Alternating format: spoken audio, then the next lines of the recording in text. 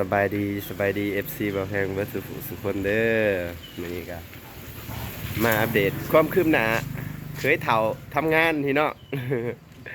ก้าวถือว่าไปไว้หลายเติบอย่าเพิ่ง ไปไว้หลายเติบพี่น้องเอ้ยเห็ดกับบ่าวเคพี่น้องโอ้พี่น้องมื้อนี้เพิ่นอันน่ะเพิ่นได้จัดเล็กขึ้นแล้วก็เฮ็ดคานเทิงเรียบร้อยเนาะบาดนี้ก็สิยิงเสื่อมก่อนเสื่อมแล้วก็สิยิงเศร้านี่เอาข้ามเรื่องนี้ขึ้นมันเศร้านี่เออเอ้ย ตาถูกตีลับตา เที่ยวตะตกหลังคาเด้พี่น้องพี่น้อง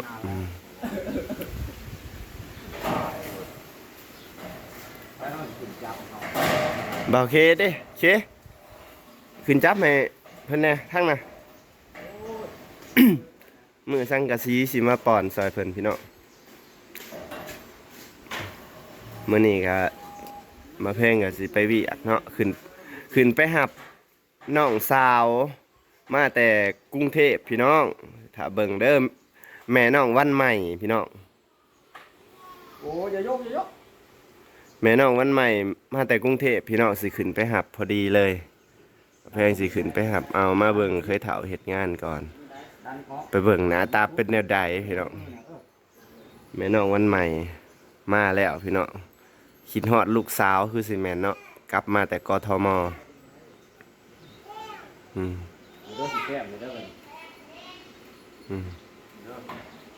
น้องบอส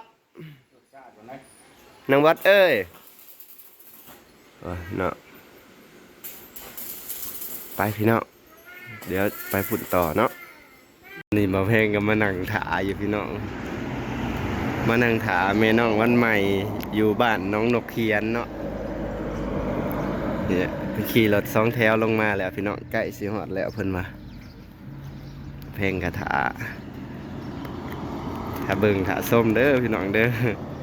คิดฮอดน้องวันใหม่แล้วกลับมาแล้วพี่น้องคิดฮอดลูกเนาะไปหลายปีกันบ่ได้เงินได้คำพี่น้องเห็นงานโรงงานไปแล้วพี่น้องถ่ายใส่ผู้เห็นแล้วเบิ่งหน้าตาแม่น้องวันใหม่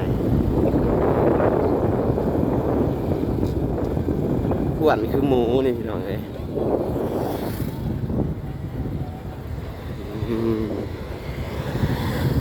โอ้พี่น้อง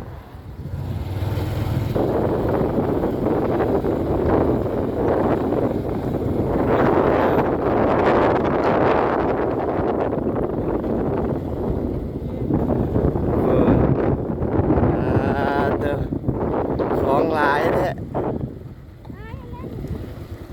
ร้านพวกเมื่อกับเบิร์ด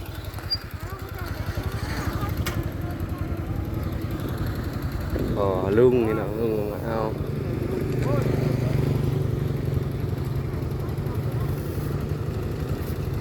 ปลาถั่วตำเสาจนเสาขนเลยติโคตรโพ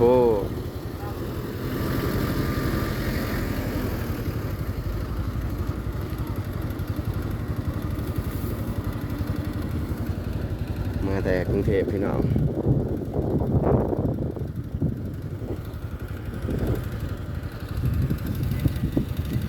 อยู่ลาวหนาวพี่น้องเลยอากาศโคตรหนาวเลยต้นนั้นได้สิเลยนั่นน่ะอ๋อของขาวไปสิเลยพี่น้องเงินสิมาเอาของมาฝากเสี่ยวเพื่อนเสี่ยวเพิ่นไม่นอนใหม่แล้วก็จังสิลงเมื่อบาท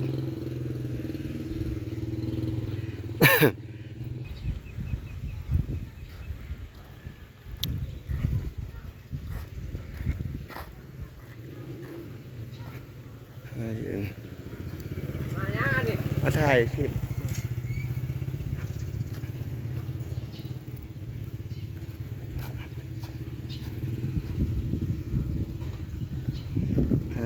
เธอเห็นเราเห็นแม่เสียวเพิ่นเสียดี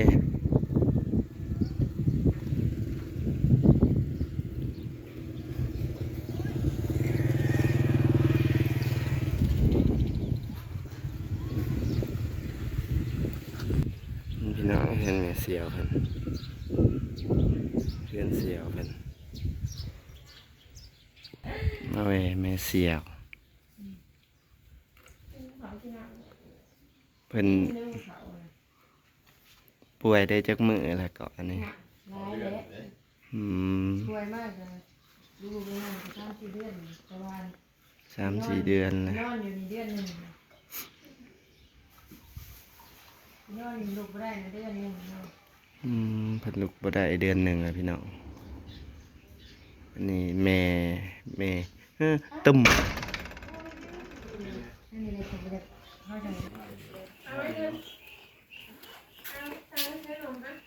แม่ใหญ่ของแม่เสียวน้องวันใหม่พี่น้องเพิ่นป่วยอ่า ได้20 บาทได้หน่อยแท้ถามดูฮะอันนี้ก็มาจากกรุงเทพบ่ได้มีเงินเลยพี่น้องอันส่งพี่น้องส่งค่ารถอึกกระทึกผัวก็ไปทำงานโรงงานก็อันถือเหล็กตกลงมาทับ เอาไปเงินทำไมพี่น้องเอ้ยอยากมาตัวเองกับบ่สบายเป็นเมื่อย ดูเบิดครัวอะไรก็มีเบิดเมียอะไรครัวจะดีจังเลย อันนั้น น้ำเย็นบ่ไหว น้ำเลี้ยงก็มีแล้ว ไปยังไงซื้อมาได้ไหม เลี้ยงกันกับผู้ว่าทั้งเทพแล้วเนาะ บ่เอาดอกผู้มาแต่กรุงเทพเงินบ่มี เอาแบบบ่ได้อยู่เทพบ่ลูกได้มาอยู่เงิน มันไปกวดอยู่เพิ่นเป็นโรคหยังอืม เป็นมีเลือดขาว อ๋อเป็นเม็ดเลือดขาวพี่น้อง เราอื่นสิไปอีกรอบนึงไปกวดขึ้นเป็นไรแบบ อืม ขาเรามีอย่างบ่ได้ดี โดน ขา แล้ เรา วแม่ มามันขยับเนี่ย เหลือง เดี่ยวมันไปเลยบีบไปเลย กาขยับบ่ได้ แอะไม่ชื่อคือหอดัดเลยเจ็บแต่ว่าจริงไม่ได้ว่าเจ็บบ่ไม่ได้เจ็บ แต่มันถูกบ่ได้ไง ลุกบ่ได้ มันถูกอย่างบ่ได้ พี่น้องเป็นเม็ดเลือดขาวหวย เป็นโดนเลยเม็ดอะ กินข้าวกินน้ำบ่ได้เรียนซ่านนี่กันนี่นะพี่น้องบ่แล้วเรียนบ่แล้วแม่ก็บ่สบายบัดนี้แม่เสียวของแม่น้องวันใหม่น้องมาฮอดมากะบ่ฮอดเพื่อนนี่น้องมาจอบเสียวก่อนตระกูลอ้วนลูกผู้ใดนี่เออ โอ้ยสมาดำคือพอจะลงหา พอฮื้อโหลดทางนอก ก็มันกระดอยได้ พอมันก็ลอยอยู่ได้ว่าซั่น ทั้งรอทั้งดำบอกว่าไงทั้งดำ เดี๋ยวแม่ลงมา เป็นเม็ดเลือดขาว เพื่อนจะบ่แล้วบ่แม่จะบ่สบายบ่ได้ไปไหนบ่บ่แล้วนี่แหละ ได้ไปทางไหน โอ้ยดังโดงกูได้ละสิ ดังโด่งแต่น้อยแท้ใหญ่มากนี่หลอกกว่าพอ เราก็พองามกว่าแม่ ผู้หญิงหรือผู้ชาย ใช่ ผู้ชายก็รอแต่ว่า ก็รอก็พอ มีลูกปีเต่าเบิดเลยเหลือแต่ตะคองซอก มาบ่เอาเด็กเดียวเนาะ หาแม่พันธุ์ก่อน เจ้าเลย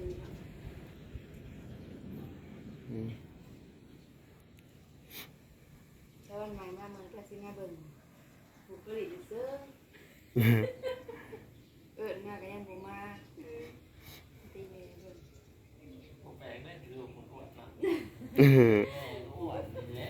แม่อ้วนลูกก็อ้วนนอนใหม่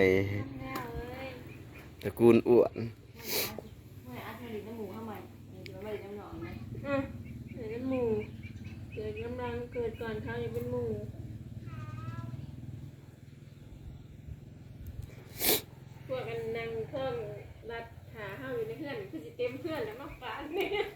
ได้ยังไปฝากคันนี้ฮะ ยังจะหอดเทือน ยัง แม่ก็แม่จับร้อนยังว่า ว่าเดี๋ยวลงมา ยังว่ามีรถลงมาแม่จับก่อนจะเอาลูกอมหายแล้วผุละบาทผุละก้อนสาวที่เพื่อน อืม ชื่อลูกอมไปเจ๊ใส่สีคู่ชูลูกอมผุละก้อนเด้อค่ะเอางามชื่อยังก่อนเป๊ะ เป๊ะ ชื่อผู้ชายทำไมคุณตั้งอย่างนี้ล่ะเป๊ะความผมสิ ซื้อคนดังไหม ไอ้เป๊ะบ่ ซื้อคน เล่นน้ ดั อง งเป๊ะแต่คืออยู่ไอ้เป๊ะเพราะว่า กระน้องเป๊ะๆแล้วเนาะใหญ่มากจังอายเป๊ะ อันนี้ก็น้องเป๊ะเป็นคนอยู่ ๆ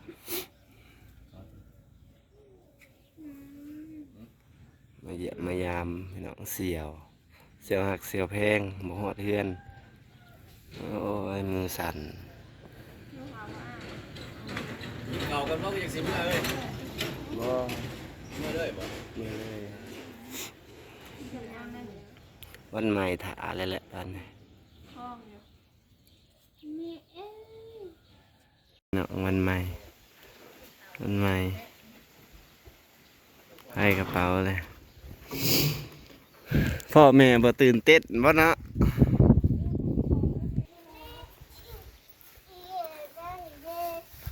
นะ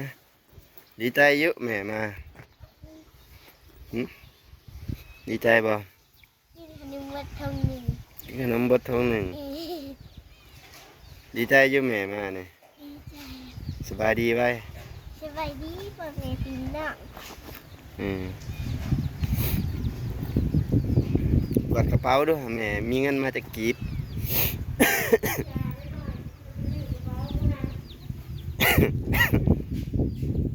กดกระเป๋าด้วย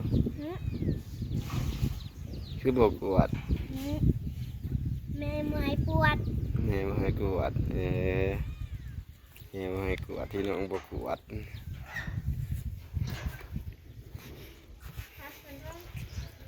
น้องเพื่อนน้องมันใหม่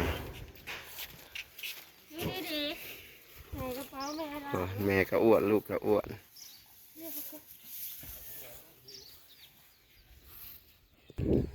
พี่น้องเพื่อนน้องมันใหม่โอเคพี่น้องว่าแม่จะไปกินข้าวแล้วขอจบคลิปสำนี้เด้อสบายดีเบิดสุขคนพี่น้องฝากกดไลค์กดแชร์กดติดตามให้หน่อย